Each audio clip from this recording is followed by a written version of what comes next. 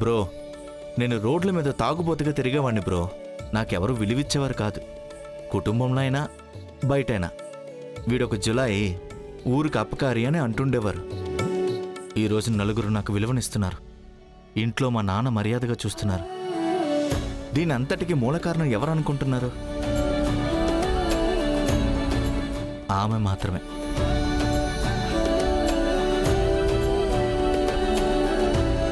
రోడ్లు తిరిగి అడ్డమైన చోట్ల పడిపోయి వాంతులు చేసుకొని వచ్చేపోయే వాళ్లతో గొడవలు పడుతూ పోకిరి అని పేరు తెచ్చుకున్నాను బ్రో.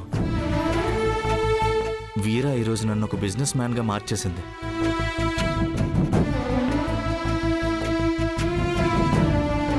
కట్టుకున్న భర్త తాగితే పెళ్ళం అడ్డుపడాలి. సరుకు బాటిల్ తాకితేనే పెళ్ళం క్రింద పడి తొక్కేస్తుందని భయం రావాలి. అలా ఉంటేనే ఆమెకు మన మీద హక్కున్నట్లు. అప్పుడే ఆ బంధానికి అర్థం ఉంటుంది. సార్, ఏంటి మీరు తాగొచ్చారా? నాకు నచ్చలేదు. మీరు తాగడం నాకు నచ్చలేదు. ఊరే మనల్ని చూస్తే భయపడుతుంది. నేను అవన్నీ లెఫ్ట్ హ్యాండ్తో డీల్ చేస్తూ వెళ్ళిపోతూ ఉంటాను, కానీ పెళ్ళాన్ని కొట్టలేను. మీ దగ్గర మాత్రమే చెబుతున్నా, నేను జీవితంలో భయపడే ఒకే ఒక్క మనిషి నా పెళ్ళం మాత్రమే. అదొక రకమైన టైం షో బ్రో. చాలామంది పెళ్ళం మాట వింటే పెళ్ళానికి దాసుడు, పెళ్ళం కొంగు పట్టుకొని తిరుగుతూనే ఉంటాడు అంటుంటారు. అలాంటివన్నీ పట్టించుకోకూడదు బ్రో. పెళ్ళం మాట వినాలి బ్రో, అప్పుడే లైఫ్ బాగుంటుంది.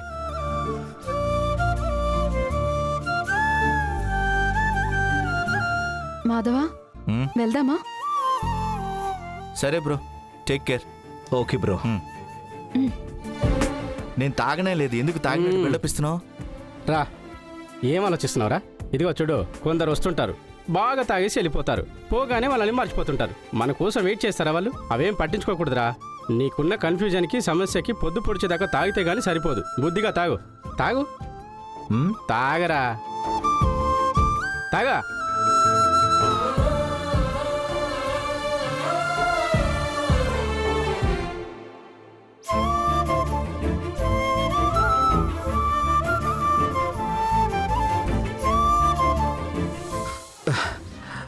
చీరలని ఏంట్రా ఇలా అరేంజ్ చేశారు అదోలా?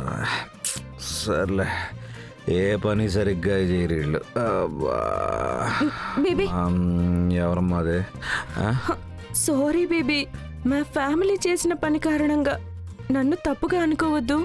నాకు అర్థమయ్యింది నీకు ఇది ఇబ్బందిగానే ఉంటుందని. అందువల్లనే నువ్వు నాతో కోపంగా మాట్లాడావు కదా.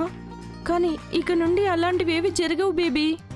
ఈ చిన్న విషయం వల్ల మన ఫ్రెండ్షిప్ చెడిపోకూడదు కదా, అందుకే చెప్తున్నాను. శామ్, నేను తాగొచ్చాను శామ్. సరే బేబీ, అయితే మాత్రమే అది నీ చాయిస్. కావలసినట్టు తాగొచ్చు నువ్వు.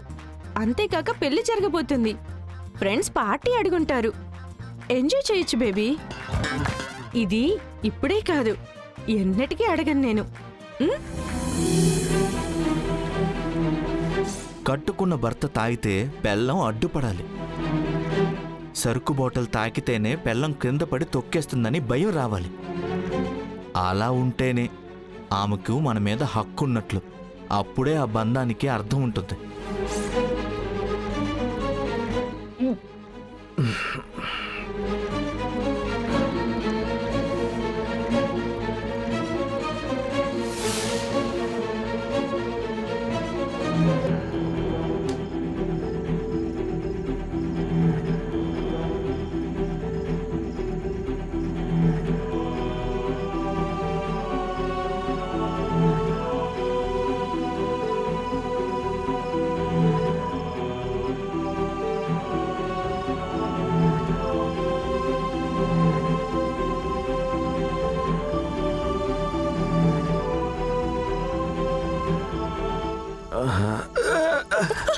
రవి సార్,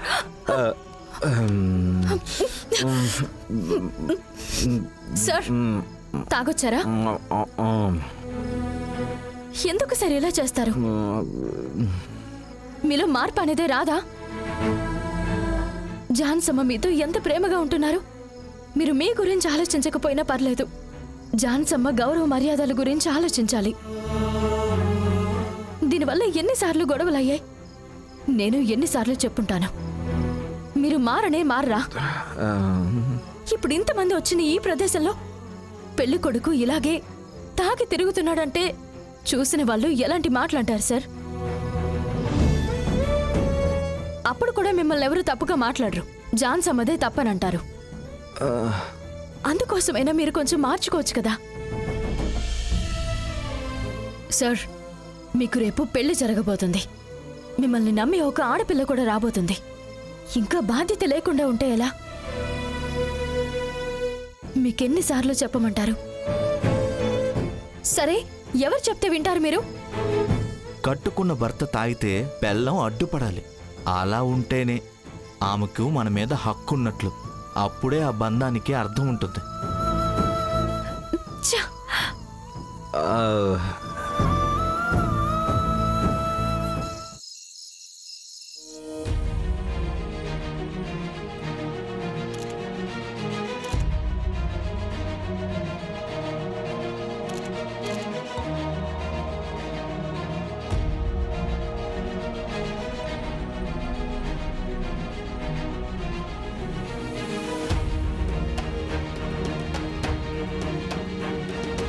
శామ్, నువ్వు మాత్రం నిలబడు, నేను వెళ్తున్నాను. రవి, రిసెప్షన్ అంటే ఇద్దరం నిలబడాలి. నేను మాత్రమే నిలబడితే వచ్చిన వాళ్ళు తప్పుగా అర్థం చేసుకుంటారు. ఫార్మాలిటీ కోసం జరిగే పెళ్లికి ఇవన్నీ అవసరం అంటావా? ఇదిగో చూడు, ఇవన్నీ చేస్తేనే అందరూ నమ్ముతారు మనం ఫార్మాలిటీకి పెళ్లి చేసుకుంటున్నామని. ఝాన్సీ అమ్మకు తెలిస్తే ఏం జరుగుతుందో ఆలోచించి చూడు. ప్లీజ్ కొంచెం అడ్జస్ట్ చేసుకొని నిలబడు రవి. కొంచెం నవ్వుతున్నట్టు పోజులు ఇస్తూ నిలబడు.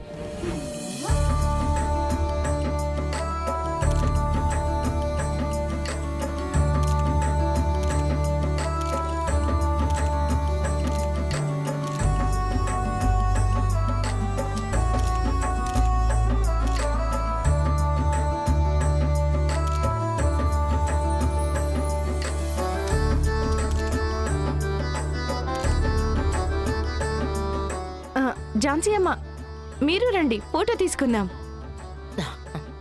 పర్వాలేదమ్మా. ఝాన్సీ అమ్మ, ప్లీజ్ రండి.